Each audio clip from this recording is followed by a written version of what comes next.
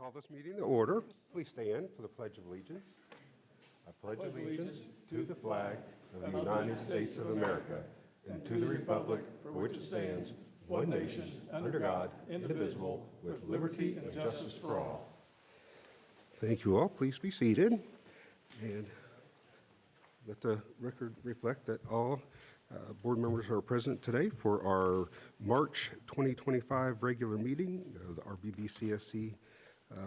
And are there any visitors to make visitors' comments? Nope. Dr. Sanders, you want to introduce the Mustang Moment? Yes, this is, as you could tell if you walked in and looked down the hallway, you could see some of the projects that are being made and have been made in the ILC design. And we have Lisa Wilson and some of our amazing high school students who are here and going to talk about that. So I'll just introduce Lisa. Good evening. A few years ago, RBB School Board and administrators had the vision to create an innovative learning center here at Edgewood High School. It's a dream come true for us all.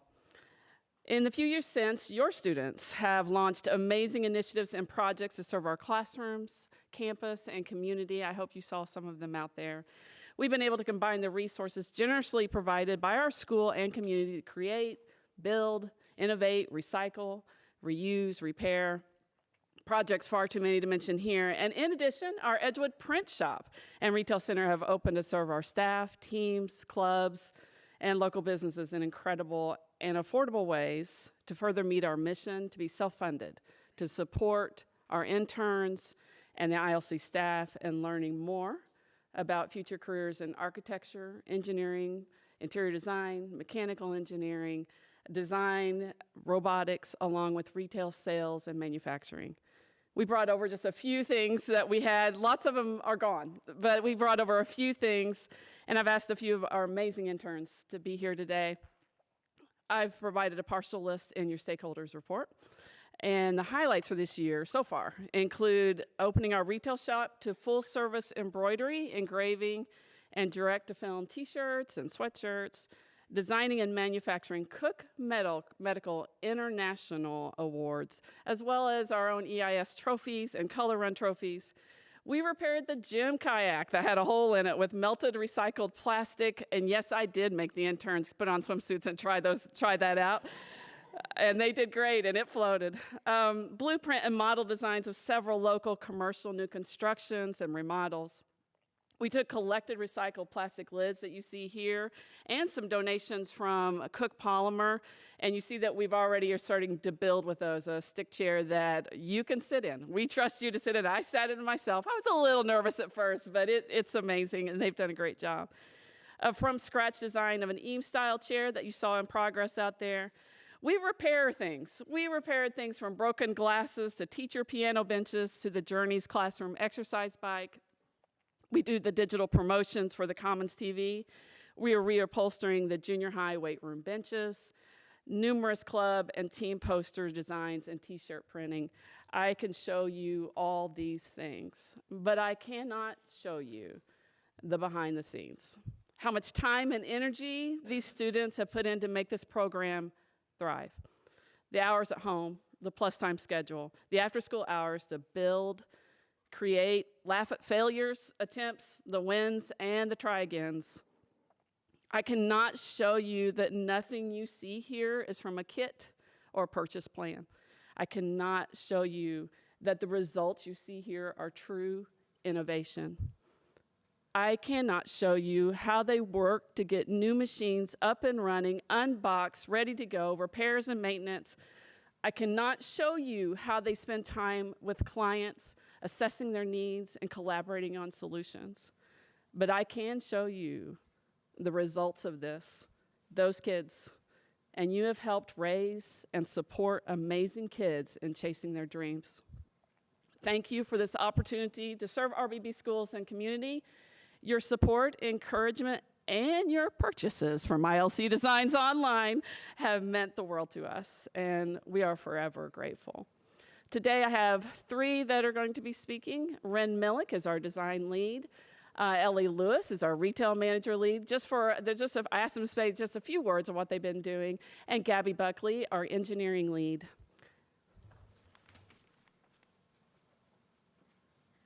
Hello, everyone. I am Ren Millick, as Ms. Wilson said. I'm a senior here at Edgewood High School, and I'm also the head designer of the ILC. So a lot of what she just talked about has went through me at one point or another. I've worked with tons of clubs around Edgewood. I can name like the Unified Bocce Ball team that we designed their shirts for. And in the ILC, it's really helpful because we can design the shirt, get responses back and forth really quickly, and then deliver the shirt in school to the teacher and get their response in person, which is really cool. I've also worked with a lot of clubs, like the Environmental Club. Last year we worked on a project together, and we were able to fundraise for the club. It was really cool, and they really got all the proceeds out of it. We've also worked with lots of outside of school like Cook. We've worked with Lemonade Day. Recently, we've helped design shirts for the Lemon Council, and like Ms. Wilson said, we've helped with the Cook International Trophies, which was a huge project, and I think we stayed after school like 2 hours or 3 hours after. It was a very long time of just working on trophies, not even talking. It was very nerve-wracking, but we got them done by the deadline, and it was really exciting. Through my time, I've also just gotten to work on communication with lots of people, specifically different companies, and how to interact professionally. And just, it's really helped a lot of my skills that I know will help me in the future in whatever job I hope to go in. And I've also helped work on the retail center some, but Ellie can tell you a little bit more about that.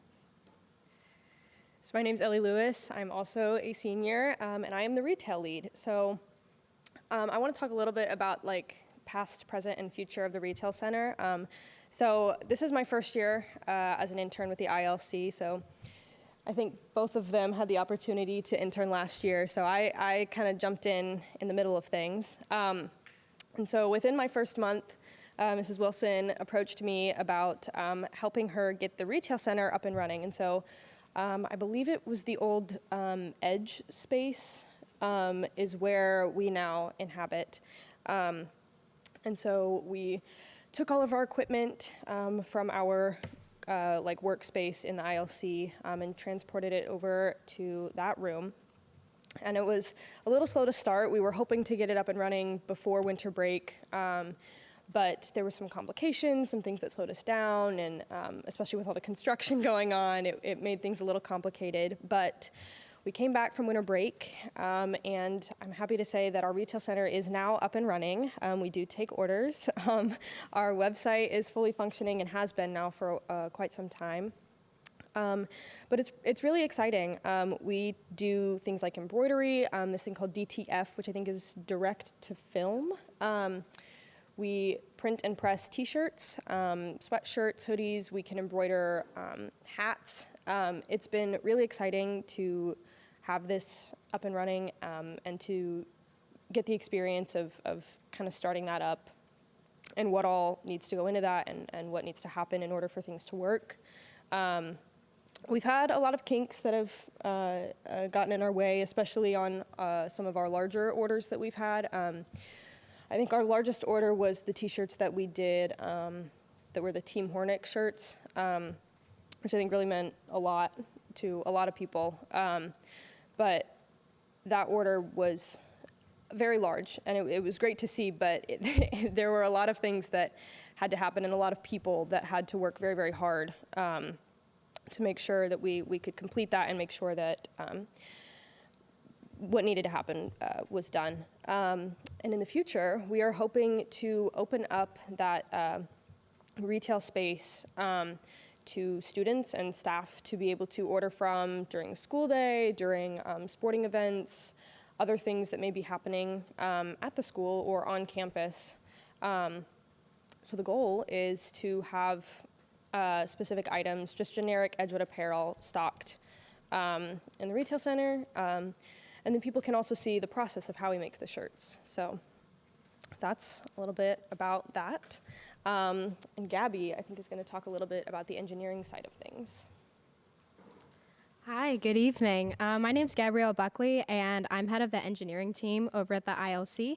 And I just want to start by saying we have just done so many incredible things this year. We've done so many projects where we've all worked with each other. We've had a clutch model that was completely designed by 3D print by Audrey Graham, and it's her first year. She actually switched to engineering halfway through the year and then made that, which was quite incredible. We've had Cameron Young, who's turned the old digital clocks at the school into a scoreboard that's being used for a coffee corral project. And again, it's his first year as well. And we've had a dust collector system that's being used on the CAD machine created by Jalen Ludeman, Cohen Bell, and Isaiah Cherry. And I mean, these three boys, they barely knew each other, and then all of a sudden they were thrown into a project together, and I mean, they're creating some pretty incredible things. And so I think that's one of the biggest goals in the ILC is to really just let students open up to all their possibilities and all the things that they're able to do. I completely changed my major after going into the ILC, and now I've never been so sure about something in my life, and I'm so excited to go to college knowing exactly what I want to do. And I mean, our goals are to really promote outreach to the community and create things for people all across the community, but more importantly, it's to really show what students can do before they're being sent off to college and just show all the opportunities that they're able to give the school. And I mean, I've learned so many things that I never thought I'd be able to do, and it's just incredible having such a good mentor, Mrs. Wilson. She's one of the greatest people I've ever met, truly and honestly, and it's just really, it's a great feeling to be thrown into something so new, but to be able to thrive in a way you never thought possible. And I can say that about any other intern in there. We are all thriving in so many different ways. I mean, we have Ren creating furniture, and we have Ellie being lead of a retail center, and I'm sure that they went into it not thinking that they could do that. And so, again, that's just one of our biggest goals in there is it's not just producing products, but it's really showing what students are able to do. And again, just getting them more set up for college, because I mean, it's a completely different thing, getting to really do things with your own hands and really getting to create things. And we have so many different types of engineering specifically just in our program. I mean, there's mechanical engineering. We've had kind of construction, woodworking. We had it with this chair right here that was created from bottle caps. And we've also been able to do a lot of outreach with other companies. Cook has been giving us plastic, and we've been figuring out ways to utilize that plastic to make more products. So we're not just using the bottle caps from the school, but we're also trying to work with another company that's, you know, they don't need all of this extra plastic right now, but we're really trying to use it to promote, you know, going green in Edgewood. And once again, just showing all the things that we're really capable of doing. And so, again, I think one of the most important things about the ILC is really just outreaching to the community, but also really promoting the imagination and creativity that students are able to use without, you know, restricting them to super strict guidelines or anything like that. And so, yeah, I think that's probably everything I can say. And specifically mentioned, Cam has been thrown into, you want to describe that project just a little bit? Oh my goodness, this poor kid. He has been thrown into, I mean, he has spent so much time working on this. He's brought it home and he's worked on it at his house. He's worked on it over the weekends. He's been... Clocks that you took down to replace with new ones. The IT said, you guys want them? Like, sure. So they're stacking up there, and he completely dismantled and figured out how to turn it into a scoreboard. Yeah, I mean... The wires and the program, it's amazing. So congratulations on that work especially. It's truly an accomplishment. If you saw a picture of all the wires that are in it is just crazy. He sent a picture earlier to me today, and I was like, this is insane. I can never. But I mean, again, that's just one of the greatest things. You go in there thinking, I can never do this, and then you walk out, and you get to look around the school and say, hey, I did that, or hey, I created that, or hey, I had a part in that. And it's one of the greatest feelings I think a kid can have. So, yeah. Do you guys have any questions at all? Anything that you'd like to ask these? Do we have any? And Jocelyn also is here, another intern who was introduced to wood turning recently. I brought my lathe from home. I'm like, every kid should do this, and they all made their own. We had some walnut scraps left over from the trophies that we made for Cook, and they were tiny little, and all of them made their own bowls. There was a little bit of a wrestling match of who was going to get to the lathe next. So that is on our purchase list of things we hope we can get. But Jocelyn made some of them even just in the last 2 days. This happens to be Lawton Cherry. He's a sophomore. What you see here when I say we don't use kits, this kid created this delivery droid completely with Arduino. If we were on Wi-Fi, he would be able to drive that, not even present. Delivery drones and droids are our future. So I'm happy to show that Lawton has completely programmed this. We're still in prototype, but this is not a kit. As a reminder, this is completely all kinds of wires inside, and I do believe, Dr. Sanders, you may have a delivery in there. You might want to open up the top and check that out. This is from our joint effort from the Coffee Corral. Oh! Superintendent special. Great job, Lawton. So we hope to bring you more ideas, more innovations of how we can make this campus one. We want to serve the campus, and again, we do believe that the future is in delivery, and we have lots of kids excited about seeing that today. It was revealed when Jennifer was busy in an interview, and her face couldn't quite believe it, and we were super excited. All of that is from scratch. The 3D print, the design, we all did in AutoCAD. He learned all the Arduino himself. There's a camera hookup that we can remote and communicate independently. Again, it's not just say I'm right behind it. This was completely designed that it can be ran from a completely different office in one building to another. So we're super excited for the big reveal today. So great job, Lawton. Thank you, ladies. You were amazing. Thank you.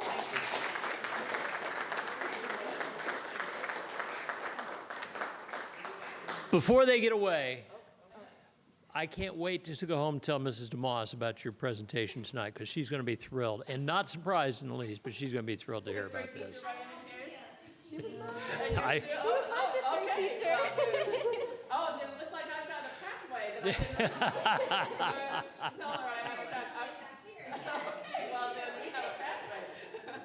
So, yes, thank you. Thank you. Well, it's just so exciting because, Amazing. you know, you don't know what all is going on over there. And, I mean, I had no clue of how vast the projects you guys are doing are, and how advanced in your presentations tonight were. Like, they're professionals. You know? And now they've I wonder where their degrees are. They're Now they've got to sounded get over like to it. play practice. I Yes. asked them earlier what they, Yes. what they do with their free time, and Yes, in fact, All right. these three were in tennis. They ran to play practice, and they'd come here to serve you, and then they're headed back to play practice. And he had 2 interviews, and he's been busy. So you're raising amazing kids, and thank you for your support of the ILC. We are forever grateful. All right. Thank you all so much. Jump in here real quick, because you know that amazing feeling you have in life when you realize that a dream that you've had comes true. As these girls were talking, I had goosebumps, because especially when Gabby said that about changing her major, and she never felt more sure about what she wants to do in life. That's what this is all about. And these guys work so hard. If you ever walk over to the ILC during the day, it's a bustling, happening place. It's, you know, if you ever seen a downtown, you know, city where just people are working and moving everywhere, and that's the ILC. And this is where these students are. They're creating, they're practicing what they want to do in life. And these are all students that are very active, obviously being in the play and show choir. Ren, were you last night up singing at the Pacers game? And I don't know who else was there. I was up in nosebleed seats. But it all comes, you know, comes down to having the right people. I tell this story all the time. 2019, 20, that was kind of our planning year for Ready Schools. And so we visited student-run businesses from Tennessee to Wisconsin. And I remember going to, when we were in Wisconsin, and we got to sit down at lunch and talk to some of the seniors, and they had a machining shop where they, you know, I don't know really, I don't know why they call it machining, but it's working with metal and creating products, equipment for businesses. And the young gentleman that I spoke to that day was going into nursing. And so I said, okay, I don't get it. How's a student who wants to be in the nursing field someday working in like a metal machining shop? And he said, well, he goes, I'm learning skills of how to talk to a customer, how to problem solve, how to collaborate with others. And all these skills I'm learning in this student-run business, I can apply to being a nurse. And that's what this is all about. I don't know what these young gentlemen want to do for their career someday, but these are all skills that they can apply to whatever dreams they chase. And so that was a vision back in 2019, 2020. And to hear these students talk about what they're doing and going over there and watching them, and it truly is a dream come true. And I do want to interrupt. I did not see Cohen sitting over there. Cohen is also an incredible intern. Cohen Bell has just done great work for us. So I apologize, Cohen. I did not see you over there. Also, an engineering intern going to Purdue. It really solidified what he wanted to do, and he's just done amazing design work. And it's exciting to see these kids. I've known them also since they were little, and seeing them find paths and things that they love or don't love. Is just a pathway that we are so grateful for, and thank you for making that happen. Thank you so much. Thank you. Thanks, guys. Appreciate it. Great job. Great job. Great job. Good job, everybody.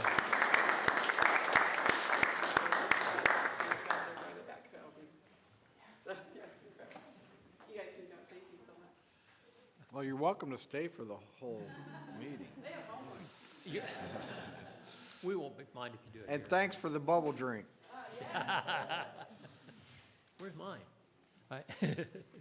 There was room for 4. Oh, my. Wow.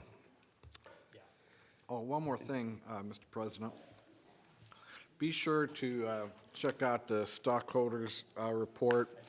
It's very informative, and you also received a gift of a keychain made over there, too. Very nice, very nice. So, okay. Now we got to get to business. Yeah. So the first item up is our consent agenda, and it includes the minutes for February 17th, 2025, the regular board meeting, the treasurer's report for February of 2025, and Mr. Durnall, the claims, please. Thank you, sir. Submit for approval gross wages on February the 14th, 2025 for $221,261.76. For gross wages on February 28th, 2025 for $810,604.74. For a total there of $1,631,866.50. For pre-claims between February 1st and February 28th, 2025, $1,551,228.90. For claims, regular vouchers for 3/25/2025 for $508,508.74, for a total there of $2,059,737.64, for a grand total of $3,691,604.14. I submit for approval. Thank you, sir. We also have personnel. Yeah, we got, yeah. Resignations, retirements, non-renewals, leaves, and terminations, C1 through 21, and personnel appointments and transfers, D1 to 10.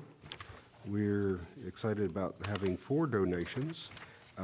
Tri-Kappa Epsilon Chi of Ellisville is always a big sponsor, and they are doing $100 to each the student assistant funds, the junior high spring student art show, and the junior high robotics for supplies. There's also a donation from Boston Scientific to robotics of $600, and there are 2 out-of-state and overnight field trips. And would you go over those 2 for us, Dr. Sanders, the trips? Field trips? Yeah. Yeah. So We have a group of students at the high school called, it's called ELOTS, Edgewood Leaders of Tomorrow's Students. And these students go to Bradford Woods when the fifth graders go. And they just interact with the fifth graders, mentor them, provide them some leadership, and just provide a good example for them. And they're a big help to the classroom teachers to have them there. So that's the ELOTS. And the other one is our junior high robotics team going to the nationals. And I'm going to ask Kelly Grimes to come up. And she has some students here and talk about that a little bit. And that field trip request form I emailed to you. It wasn't in the board packet, but you have a copy there at your desk there. Okay, so I'm Kelly Grimes. I'm the junior high robotics coach, have been for the last 7 years. And we are requesting your permission to take 5 of our students from the junior high to Council Bluffs, Iowa and they've actually changed the name of the tournament. It was Nationals, now it's World Championship. So they've upgraded it over the last year. We would be leaving, it would be a driving day for April 2nd, and then we'd have the tournament 3rd, 4th, and 5th, and then return by that Monday for class. I wanted to introduce to you Liam Kirsten and Garrison Olmet. We are here to answer any questions you have, and I'll let them answer the questions first, and if they need a little help, I'll step up and help them. Come on in. Can you describe the task that you have this year? I know it changes every year. So this year it's played with the same field, but with 4 goal walls and a loading zone. It's 3 balls, but only 2 on the field. You have 2 robots alliancing. Your goal is to pass the ball, which is getting one robot touching the ball and the next robot touching the ball, and then scoring it, clearing switches, and the ball can be dropped through the ball loader. And you also have an extra person this year called loaders on either side, passing the ball from the goal to the ball loader, which gets it back into the field.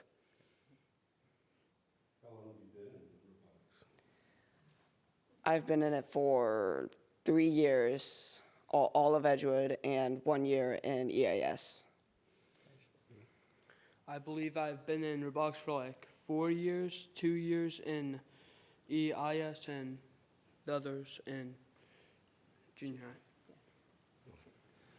So they are part of that pathway that we were discussing earlier. We're kind of the middle, in the middle part. What do you have to do to make it to nationals? Well, we won a competition of the competing in this task, and then we got invited from Iowa to compete at this tournament. How many competitions were you in this year? Well, we only won 1, but I believe we were in 3, 4 maybe? yeah, 3, 4. Okay. At least 4. I think your team was in 5. Yeah. And you were in 4. Yeah. What's the biggest obstacle that you had to overcome this year? Passing in the game, because it depends on the robot that you're with, how easy it is to score points. So they are teamed up with another team, and each time they go up for a match, it's a new team. And so they have to communicate and collaborate and strategize and all of those things together. And then while they're playing this year, this is kind of new, while they're playing, they had to communicate amongst themselves, or else, the loader wouldn't know what to do, or the drivers wouldn't know what was going on. So it was really exciting this year to see the game kind of up that communication and collaboration part. From what I've seen, During the competition, do you have to step away and the kids do it? Or Yes. can you help out as well? I'm not even allowed to yell anything to them except, yay! Yeah, we're not allowed to say anything. And we're not allowed to argue anything either. So if something goes wrong, which it did at state, and they had to argue something, it has to be the students who do it. Once they walk away, it's over. And the interesting part about robotics is you have to work with the other team. Now, the Worlds, is this the same, did you say this is the same as Worlds, but it's called Nationals now? They've changed it to say Worlds now. It used to be Nationals and then Worlds was in Dallas. Now evidently there are two Worlds. Okay. Will there be teams from other countries? Hong Kong in this one. The last time we went, there were teams from South Korea also, but this time it looks like Hong Kong and then a lot of Western and Midwestern states. That's the other cool aspect is sometimes you have to communicate with, but you don't speak the Language same barrier. language. Well, and what I have seen is that the design of the robots can be so varied. Everybody has their own approach, and so figuring out how to work with the different 'Cause you've helped designs us would be. many times at our tournaments. So Yeah. yeah, you've seen a lot, yeah. Each team has every team from all these other places have the same initial kit, right? They have the same access And to everything. to everything, and then that's when they, all right, so here's the harder question. What's Super Mega Alliance? That sounds like the fun part. It will be. It What- is fun. Where normally it's two teams working together, and then they're bringing in a 4-team challenge also. But the Super Mega is, I don't even remember how many teams. And they all have to talk and communicate and With other, strategize. you're working with other school corporations. Yeah, from That's other cool. states and everything, yeah. All right, Pretty neat. that's pretty neat, And yeah. it will be online, so we'll send you the webcam. Okay, Yeah. cool, cool. Yeah, that'll be fun. We'll have fun with that. Thank you. Thank you. Enjoy Iowa, too. Yes. Yeah, yeah, Hopefully it'll be warmer yeah, than it yeah, has been. true. Thanks for coming. Yes, thank you very much. Thank you. Good luck. Thank you. Good luck. Yeah. I'd second Ms. Jacobs' motion to approve the citizenship. All right, Right. That's all right. moved and seconded. Any further discussion? Is that, I did, if I read right, this is, the school's not providing transportation, it's the parents? Correct, okay. Yeah, for yours, okay. So you got enough parent chaperones and all that, okay. Good deal. All right, thank you. All those in favor say aye. Aye. Opposed? Motion carries. Dr. Sanders, would you like to talk about a few of these items? Yes, I would like to talk about 4 individuals. We have 2 resignations that I just wanted to make special mention of these folks. Marcy Jones, who's taught 6th grade social studies and has been at the junior high for 17 years, and her and her husband are going on how she describes a new journey. They're moving out of state, and appreciate all that Marcy's done for our students at junior high. And then Becky Myers, who has turned in her resignation. She's has been a sped teacher at Edgewood High School for 25 years. She accepted a position at Bloomfield, and more for family reasons. So we're going to miss Becky very much. She's just been a key part of the excellent way that we provide services to our special education students. And then also Gary Sims, who's he's retired from teaching, but he continued coaching. And so Gary is going to retire from being our girls basketball coach. And I just love to watch Gary on the sidelines coaching our girls. And he really cares about his players. You could tell he does a good job relating to them and a good job coaching, and we're going to miss him.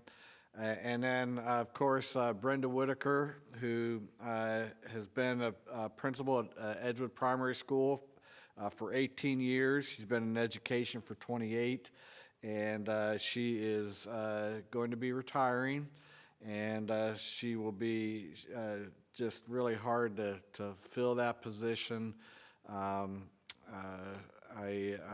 when she announced it to her staff, it wasn't 10 minutes later that my daughter, who's a teacher at Edgewood Primary School, called and was really upset about that. And so we're going to do something special to recognize Brenda. She's actually headed, I think, to St. Louis tonight for a family event, so she couldn't be here, but we will definitely do something to recognize her and make sure she's present when we do that. But Most interactions with Brenda, though, Gary Sims, when he was teaching, I guess my daughter didn't think that he was seeing her wanting help, so she held up this big sign, "I need help." And he had it, and he brought it to her graduation party. And so he definitely had a wonderful sense of humor and really connected. and you know, I always love when I see teachers or principals show up at graduation and other high school events. And I've seen Brenda do that too, that, you know, they understand that even though they're at the primary level, that what they do is so foundational to the success of our students all through their grades and in life. Yeah. And I always want to recognize Brenda's work at the new EECC building was her dream. She passed that on to us, and she one time I met with her in her office early on, being a board member, and she pointed to that field, and she said that's what needed to go there. Well, it's going there, and to me it's because she had that dream, that vision. So I'm just so happy for her, her retirement, but you know, we are going to miss her. But again, I think she needs to receive the credit for that vision, because that was hers. So, and then the donation, did you want to? Oh, yes. Well, I was going to mention about the donation to Boston Scientific, from Boston Scientific, and in my superintendent's report, I'm going to talk a little bit about our visit to Boston Scientific, and they are one of our partners in the biomedical training project, and they surprised us in presenting a check to us upon that visit to our robotics team. And so they're a big reason why they're getting to go and they're funding that trip. So thank you. We'll move on to the Assistant Superintendent's report. Mr. Irwin?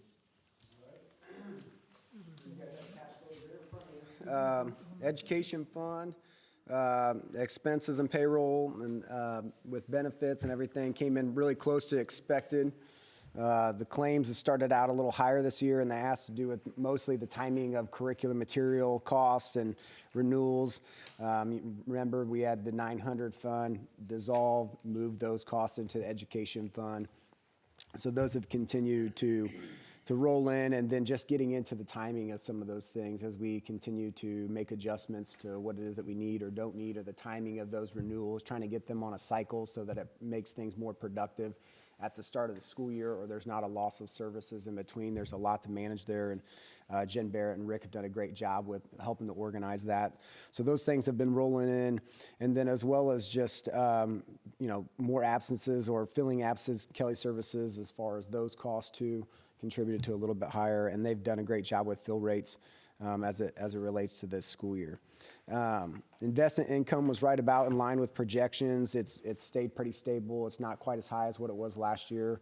That was expected, but again, it stayed in a very good place for us.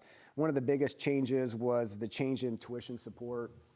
They finally reconciled our December 1 count, which is our special education student count. And so I put that in there in the email to you guys with some of this in there, but they reconcile that, and so they have to back fund all of that to what would have been the beginning of the fiscal year. So they back fund that, and then it changes the formula moving forward. We had about 19 more students this year than what we had the year before. which with the changes in what the current funding formula is for this budget year, it was a change of about $61,000 in total revenue that comes into the fund. That was one of the bigger changes. Again, we're in great shape. There's a lot left up in the air for the remainder of the year, as you guys know, with legislative changes to see, where things land, obviously in a budget year, and we'll continue to monitor that. I've kept a very stable, small, 2% increase, which might, quite frankly, end up being too high, and so I might need to even reduce that down depending on what they end up approving legislatively. But believe it or not, we're about 5 weeks away from that concluding. So some of that information will start to roll in, and we'll start to fine tune some of those projections and variables as we know what's more concrete. But all in all, we're in a good place. We have great cash balances, still showing us eating into cash. I don't foresee that to be an issue with our level of cash balance at this point. We just need to be cognizant of it and continue to manage it. Moving over to the debt service fund, no activity in that fund at all during the month of February. That's normal. You guys know that. There's very little activity in that fund throughout the year except for when it's, receiving in funds and then paying out bond payments and debt service payments. So moving over into the operations fund, again, things continue to flow around nicely. Costs continue to come in on track, still have a great handle on those things. We did make our payment on our yearly premium for property liability casualty insurance, so that landed in last month's claims. The timing of buses and when they come in this year will affect what you see as far as the claims numbers and operations through the year as they ebb and flow. That's a big predictor when you're talking about a bus that's excess of $100,000 and showing up, and when that hits, we'll most likely end up paying for about 3 buses out of the operations, because you remember there was one of the buses that we ordered for 2024 that never showed up. So that moves forward into the new budget year. So we'll look to do that. Right now, one of the buses has shown up. We've got word that the 2 other buses we should expect probably this coming month, and maybe the next one even the month after that. So that's obviously a lot different than what we've experienced, but it doesn't really matter for us at this point whether or not they showed up in April or they showed up in November from a standpoint of cash. It more so helps us operationally. The sooner we get them, the better. So that's a good thing. That's a good thing overall. So again, sitting in a good place there, continues to be very consistent. And then again, just monitoring what the impact of legislative changes are as far as how it affects decisions that we make down the road. But again, we're in a great place. We're in a lot better place than a lot of other school corporations that will allow us to adapt to some of those things as they become material and we understand what they're going to be. So with that, I'll take any questions. So we've already appropriated from previous years for the two of the 3 buses. All 3 buses will fit within the appropriation that we have. We carried those funds forward. We've all been encumbered or whatever. Yeah, we encumbered funds. Okay. We encumbered those funds forward. I thought it'd been a while on those buses. Yeah. Yeah, one of them I think was close to 18 months. So then the 3 buses that are being replaced, are we going to sell those 3? One of them was one that was a trade-in, but then we'll have a couple of buses that we end up surplusing. Okay. We'll just auction them off. Yeah. So can we can we get rid of those trailers down there too then? So those are surplus. One of them didn't. We didn't have anybody sell on those. The one trailer, we've got someone that's interested in it, and it, quite frankly, will probably be one of those situations where it'd be better off because of the cost it would take to salvage it, scrap it, get it moved, have someone move it, to find someone that will do that for themselves for a minimal cost for just taking the trailer, because there's not much value to it at all. The other trailer, we're working with Mr. Wells to see if there's any bands that he know that maybe have interest in it for using it for intermediary period. So he's reaching out to different people. We didn't have any takers on it on the surplus auction site, so we're kind of looking into other places as far as who might be a good fit that would have interest in it. But that white one does have value that we want to make sure that we sell it to the right person. And the last one that we used before the new one. That's correct. And so, yeah, he's reaching out to his contacts because, quite frankly, he's going to have better connections to some of those schools that, whether they're close by or not, that might have a need for something like that may be interested in making that purchase, which, if that's the case, then we can run through that with you guys as well.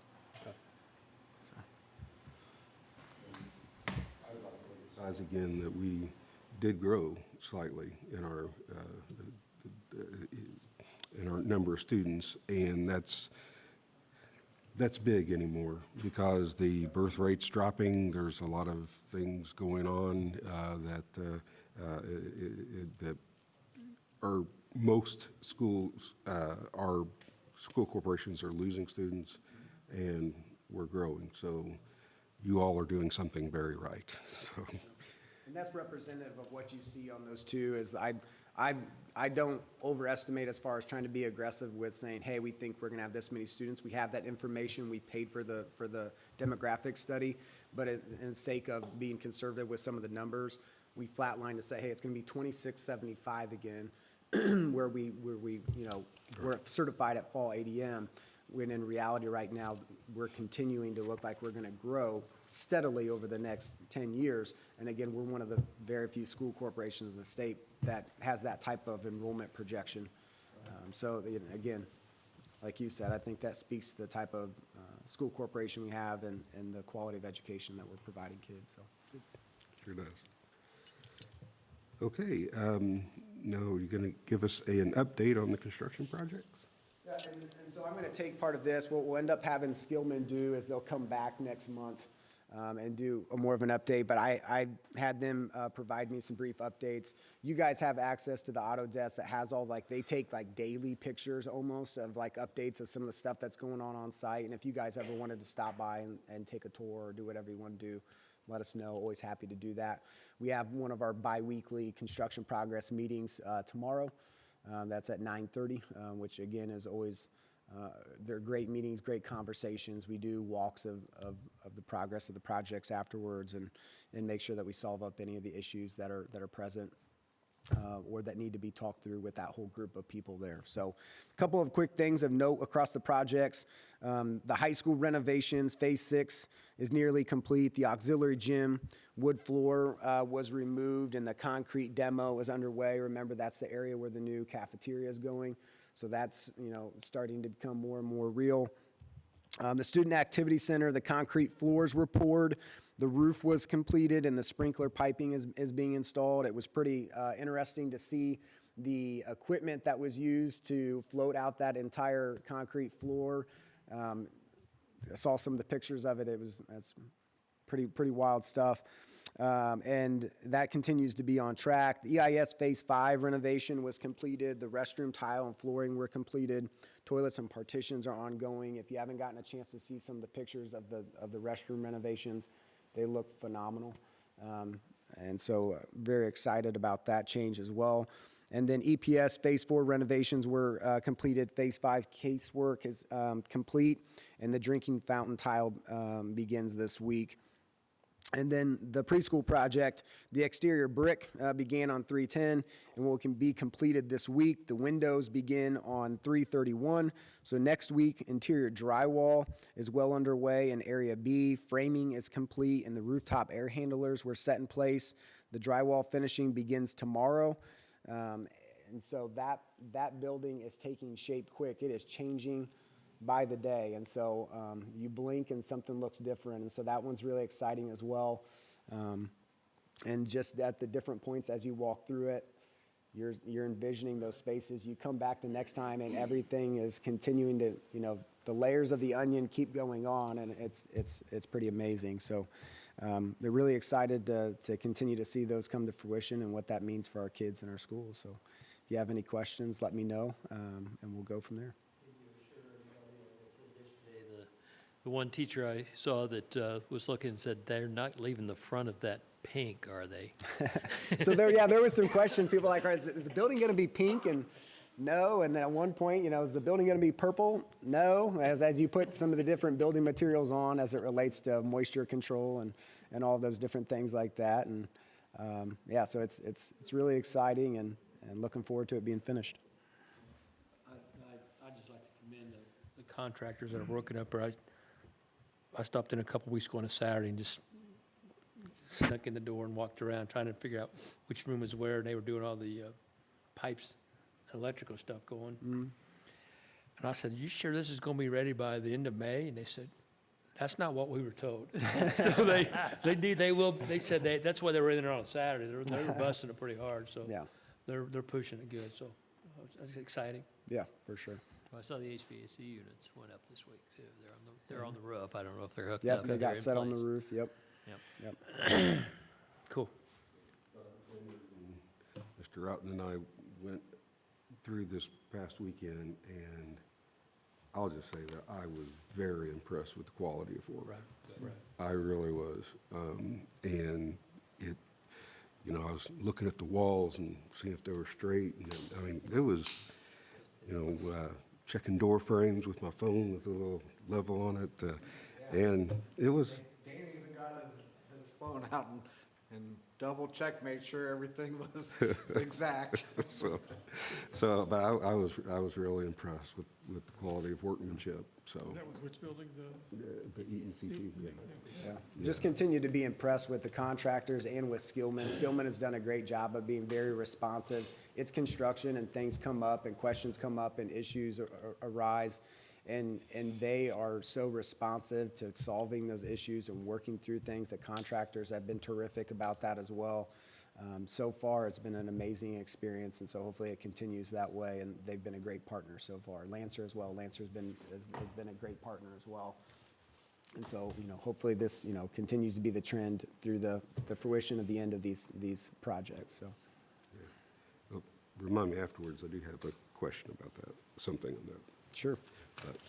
Okay, any more questions for us? All right, next will be, consideration to approve the Lee Company furniture quotes. Yeah, so this is for the furniture that we need to outfit the new preschool. This is a large amount of the loose furniture that is budgeted in the bond to pay for those things. We worked with the Lee Company as a representative as far as sourcing furniture through cooperatives, so stuff that's already been competitively bid, high-quality furniture suppliers that have already been competitively bid, and to bring that together so that we could work through and choose what is going to work best in that space. So Darius came and met with Heather and myself, and at times Vicky and Dr. Sanders, and talking about what type of furniture was going to work best in the building. Heather was taking that back to her staff, getting feedback about what they liked, what they didn't like, what needed to be different. This doesn't encompass all the different supplies and a couple of odds and ends, but this is a large piece of the puzzle with outfitting offices and classrooms and those sorts of things for what we need to be functioning.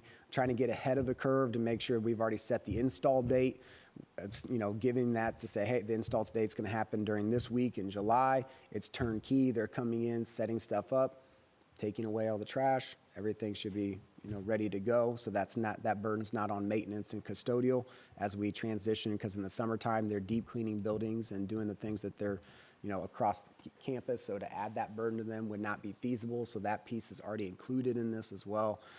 But we're excited about getting all this in the space. The total of the furniture selection that you guys see and approving is $179,685.35. And again, this is something that is going to be paid from and is budgeted through the 2023 bond as a part of this project for the new preschool. Furniture bond. Moved and seconded. Any discussion? This is part of the soft cost, right? That's what they called it, the soft cost? Yeah, this is soft cost. Yeah. That was a big soft cost number back in the day, so.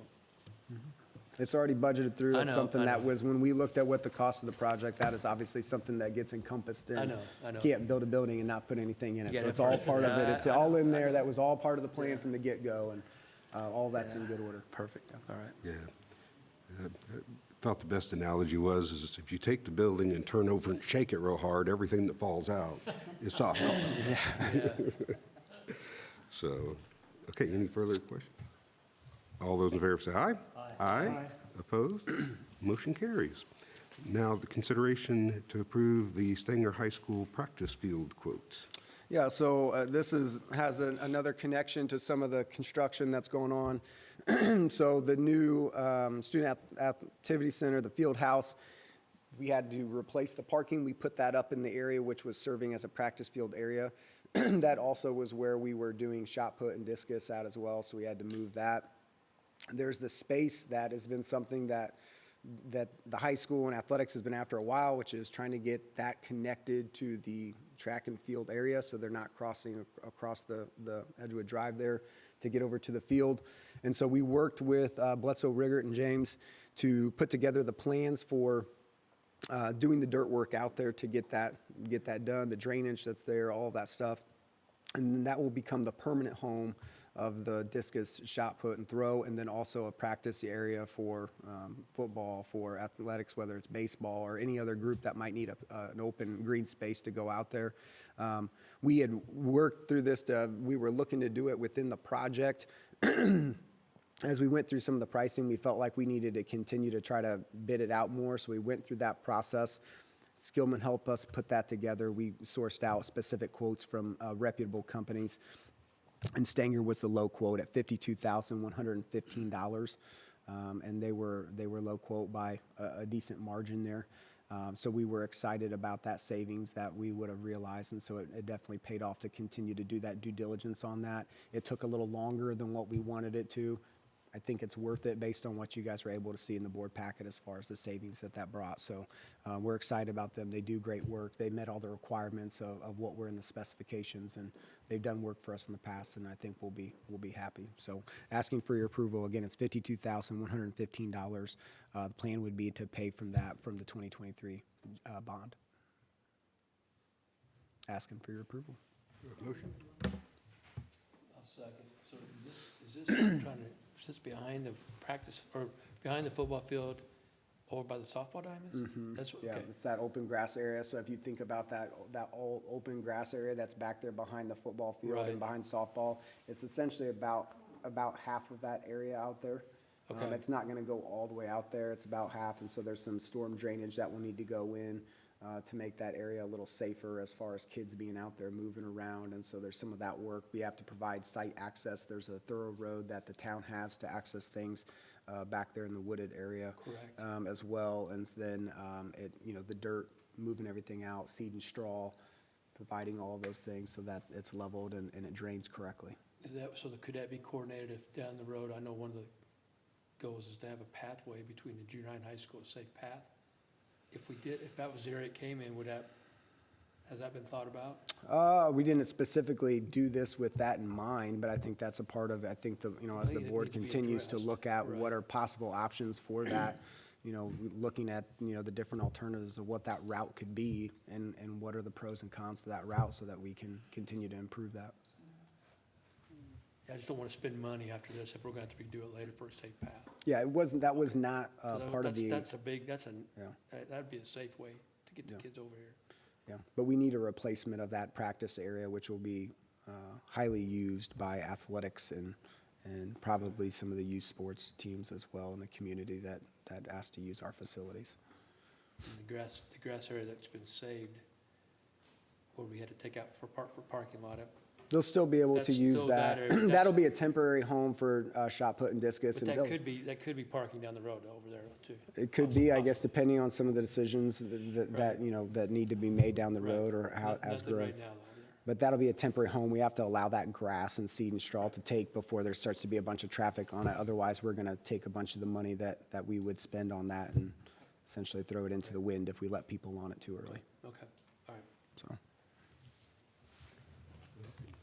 No further discussion. All those in favor say aye. Aye. Opposed? Motion carries. Okay, now consideration to revise the schedule for the 2025 school board meetings. Dr. Sanders?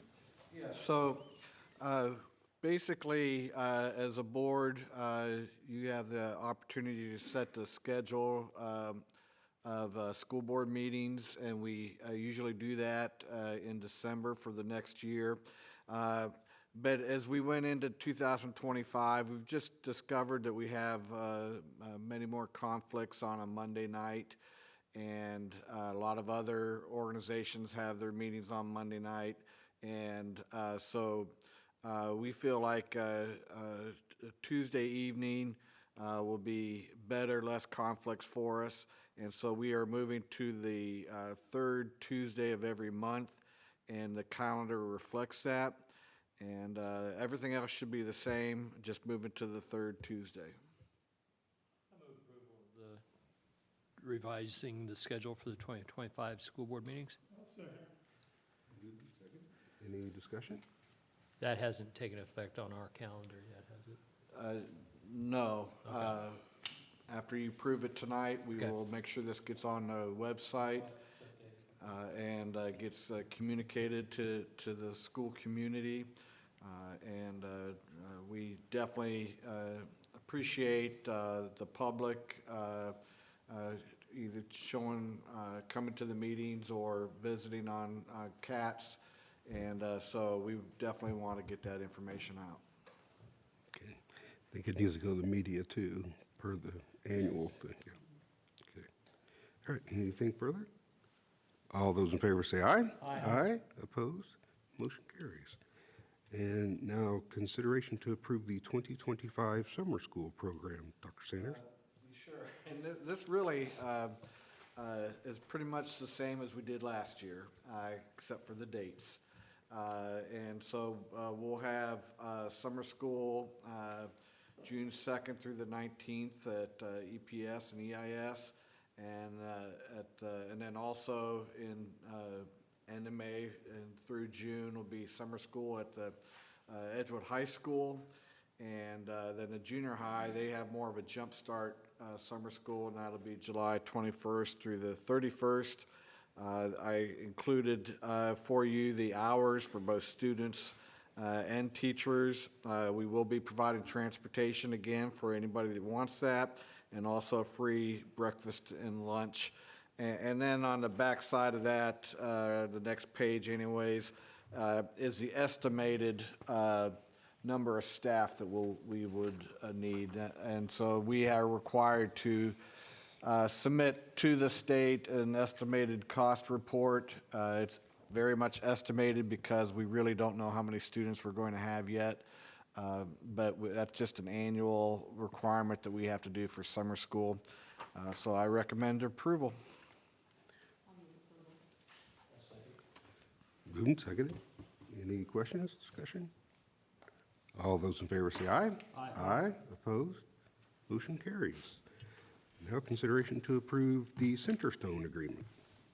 Yes, so as the board knows, we had an agreement, a partnership with Adult and Child to provide mental health services, and they were bought out, and the new company decided to focus more on Marion, I think, and Johnson counties.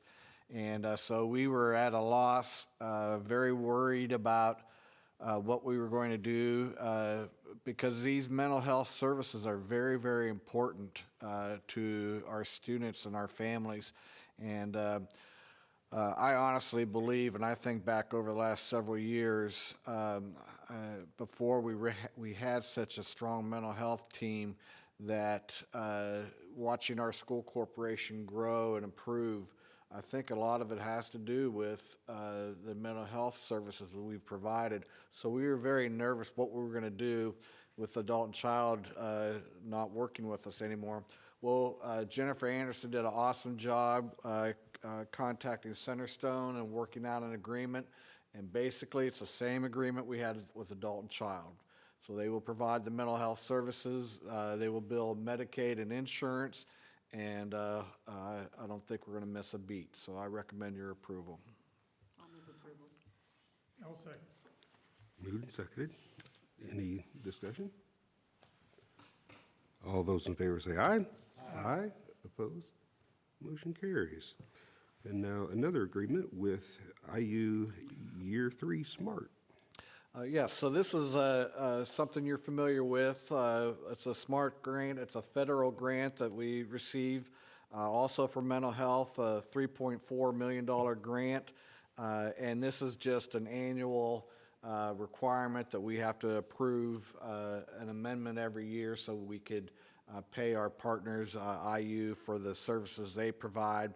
And we're a little nervous about this grant too, because we've heard that some other organizations who have the same federal grant have already been cut. This funds 6 mental health staff for us, and so we're hoping we don't get that note. So far, so good, but you know, this is just an annual requirement that we approve this amendment.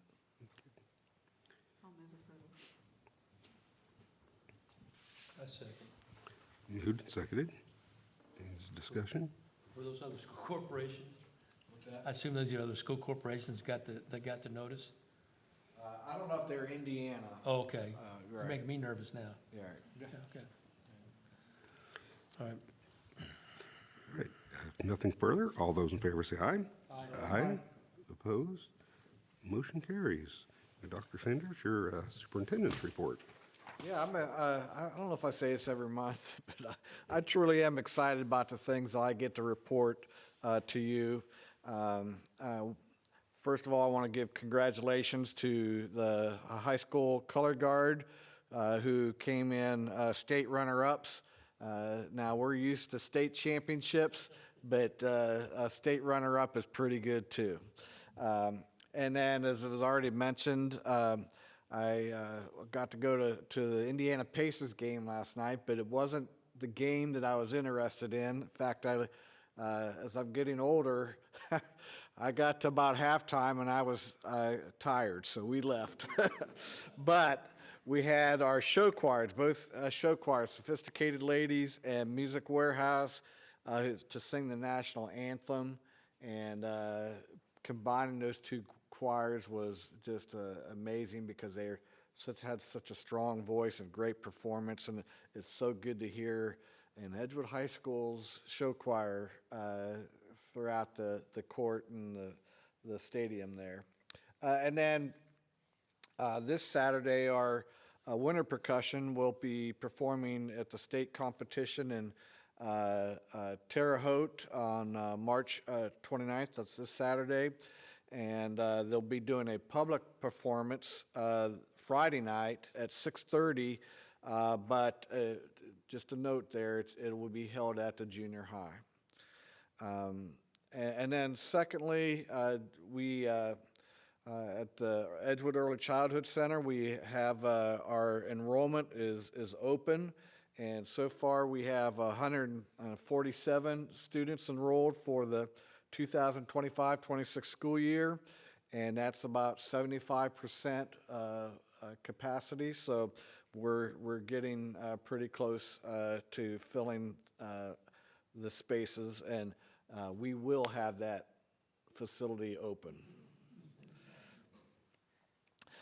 Staff child care enrollment opens on next Monday, March 31st, and that has been communicated to the public and, well, to our school community, and that our school staff will be able to enroll their children in the daycare portion of the preschool. Kindergarten Welcome Week is next week, March 31st through April 4th, and there'll be so on Welcome Week, our next year kindergartners will come with their parents. The kindergartners will go and they'll do a fun type assessment, so the teachers start to get to know their students, and then the parents meet with important people throughout the school, school nurse and counselors and teachers, and fill out papers, and so that'll happen next week, and then there'll be an open house April 3rd from 5:45 to 7:45. I thought I'd give you an update on our biomedical training facility project. Right now we are working on visiting different training facilities and getting an idea of how we should design this project, this facility for our Edgewood students. And so we've already visited Boston Scientific. We visited, just this week, we visited the Sim Center at IU Health. And well, if you've never had that opportunity to tour that, that's just an amazing place. And I was very proud to be a resident of Monroe County, realizing that we have such a facility, because it's so, I mean, as you know, it's connected to the hospital, but we were able to see where our future nurses, future doctors, EMTs, where they practice, and there were mannequins all over the place, from babies to adults, and what they could do with those mannequins was just truly amazing, because you could do a scan and actually see simulated inside the body and track an artery, and we got to see a simulation in progress. And when you walk into a smaller room, and there's a glass between you and the hospital room. And we had folks who were working on a baby at the time and practicing a procedure on that, not a real baby, but a mannequin baby. And I think, Dirk, didn't we have one of our students that was in there? 2007 graduate Hannah Holmes was the lead nurse in the training. So it was really neat. And so the places which looked like basically like a hospital room, it's designed just like the hospital, so it looks exactly the same. And so we're getting some pictures of that, because when we design our facility, now we know what we need to do here. And we met a couple really important contacts. One of the gentlemen, he's a professor with IU and also works with IU Health. He works nationwide with designing and working with organizations on these sim labs.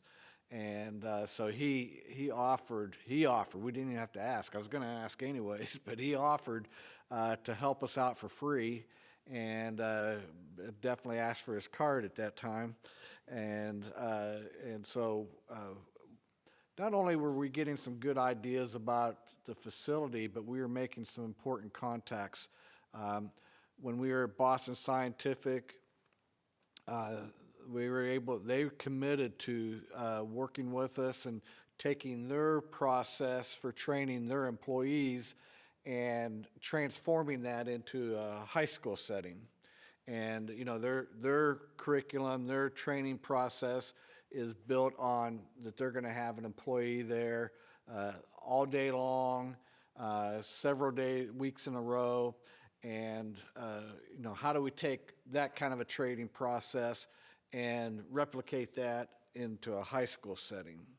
And so they've already started meeting on March 14th.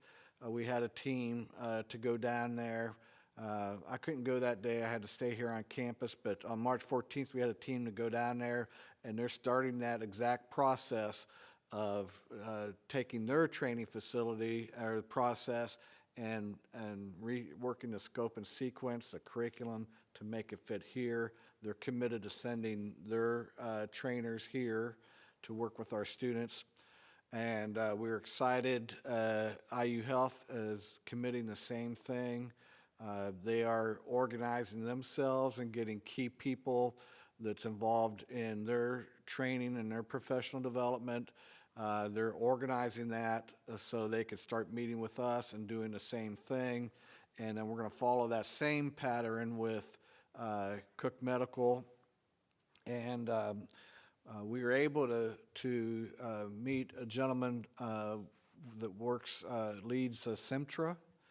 And so we've scheduled a lunch meeting with him and one of his colleagues to start the process of sharing our vision about what we're trying to do here on our campus, and at the same time trying to determine what their needs are And so we're continuing to grow those partnerships, and it's really starting to pick up a lot of momentum. It's just really exciting stuff.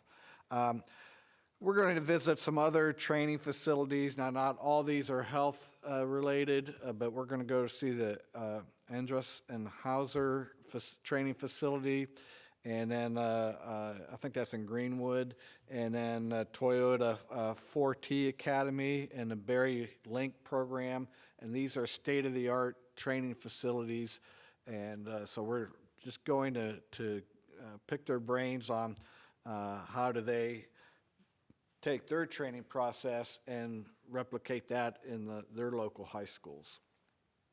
So we'll have a group going this Friday and then again on April 2nd. We have our Business Leaders Advisory Luncheon coming up April 18th at 11:30, and we've talked about this before. Twice a year we invite our business leaders to come on campus, and the key to that is not only to show them what we're doing, but also to make connections between them and our students. And so what we want to focus on this time is our new Indiana diploma requirements and our career pathways, but from a student's perspective. How does the student see all this? Do they see these things as good things? How do they think these initiatives will benefit them? And so Jennifer Baird is working with some of our high school students to prepare for that date. If you would like to go, let me know. It's April 18th at 11:30, and I think we're going to have it right here in this room. This morning we had the Ellisville Chamber of Commerce has a coffee connection every once in a while to promote networking.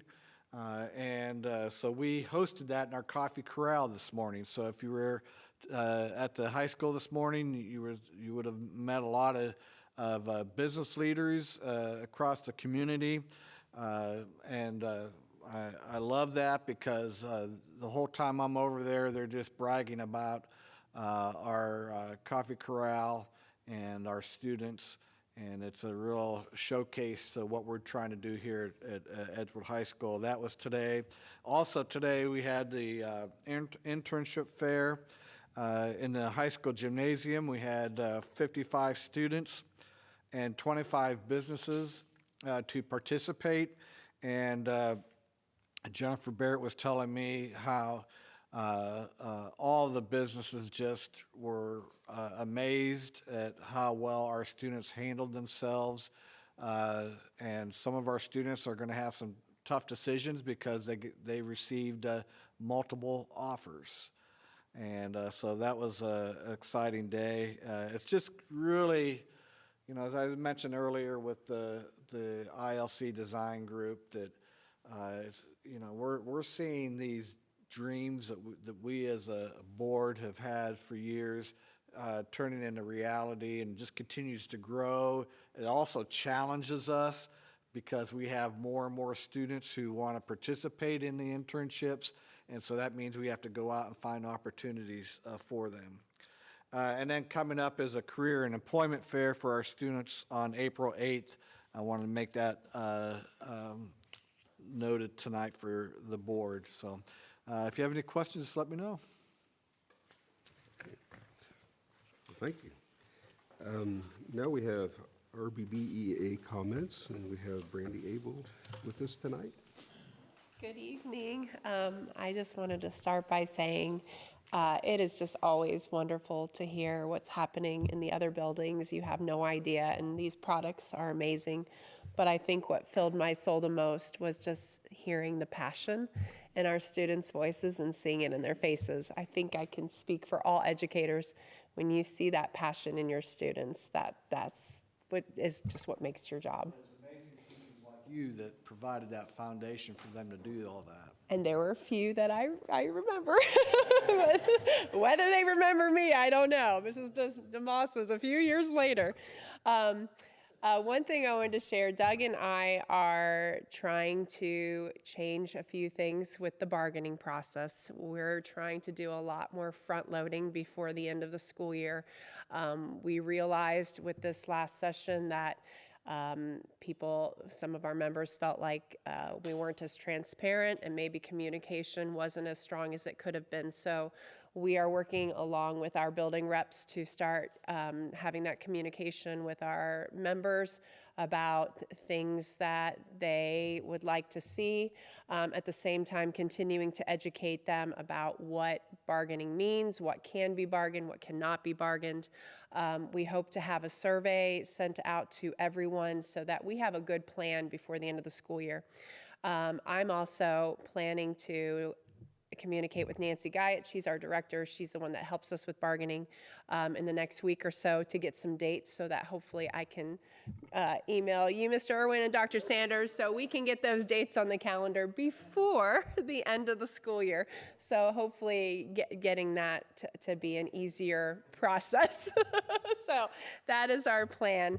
And then finally, a few months ago, I stood up here and sang Vicki Entrikin's praises. I'm going to get emotional, so sorry. I'm glad she's not here. I'm sorry, I knew I was gonna do this, but there was rumor for years that Vicki and Brenda were gonna go out together. And I think many of us thought, oh, that's not happening, because we hadn't heard anything about Brenda. And yeah, the Thursday before spring break, she made the announcement. And I'm sorry. And I honestly have kind of avoided her because I knew I was going to do this. But, you know, Vicki and I are 2 of, I think, 6 people that have been there since she started. And I'm not going to lie, Brenda and I have gone head to head a few times. We talk about passion. We've had our laughs, our cries, our hugs. I call her my work mother, and coincidentally, she lives next to my mother. And so now they can enjoy retirement together. They've known each other for a long time, but, you know, I can't stand here and tell you that Brenda was not what made me the teacher I am today, because she sure has. She's been my principal for 18 years, and she's just been fabulous. She's been so good to all of us, and, you know, again, we all have our strengths and differences, but I just, I hope, I'm happy for her. I'm happy for Bob. She has a grandbaby now, but we are gonna miss her, so.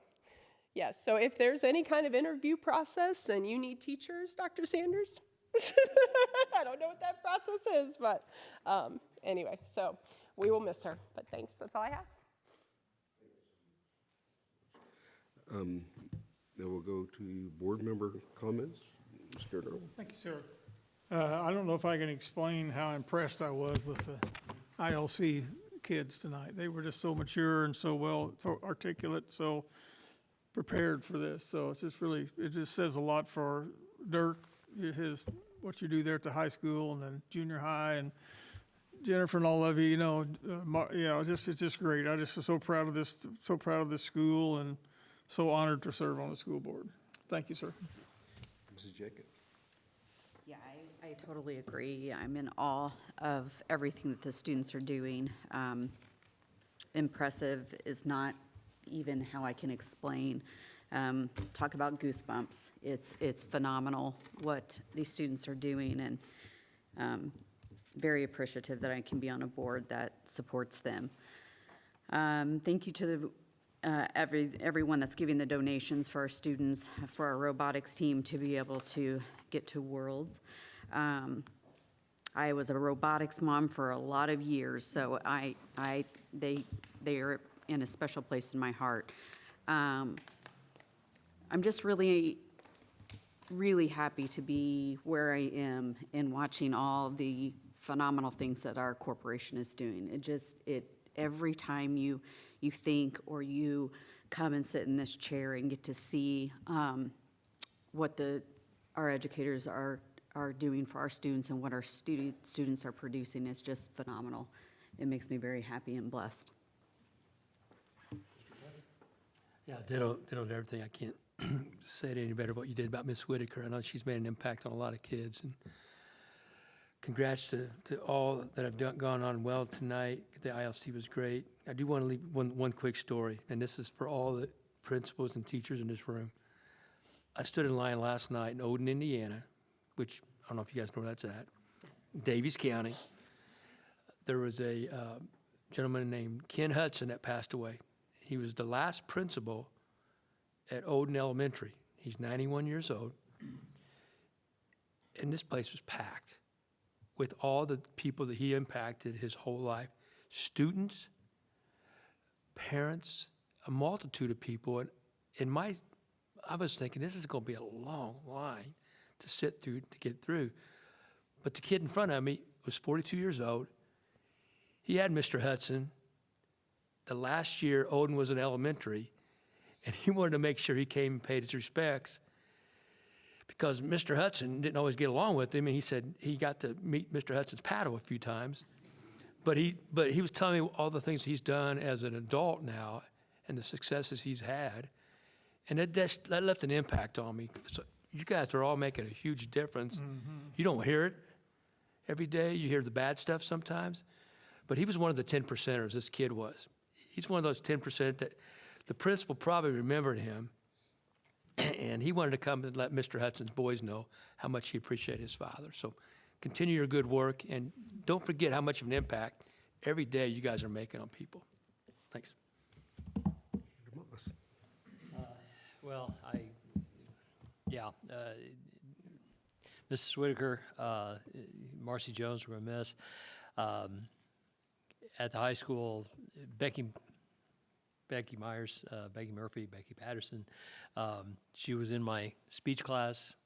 I will always think of her as with her yearbook picture where she's, the look of determination on her face as she's at the free throw line as a student, and then she came to be one of my colleagues, and we're going to miss her a lot. And then I can't, Gary Sims, what a guy, and I'm going to miss him. I'm glad that he's finally going to take advantage of retirement, but he hasn't gotten over the technical he got in the sectional last year, that may have been the only one he ever got. Just beyond us, the RDC, they continue to assure us of their intent to support the schools with going forward with the TIF, and I have no reason to believe that they're anything but genuine in that desire, because they're just really supportive, and I'm looking forward to that.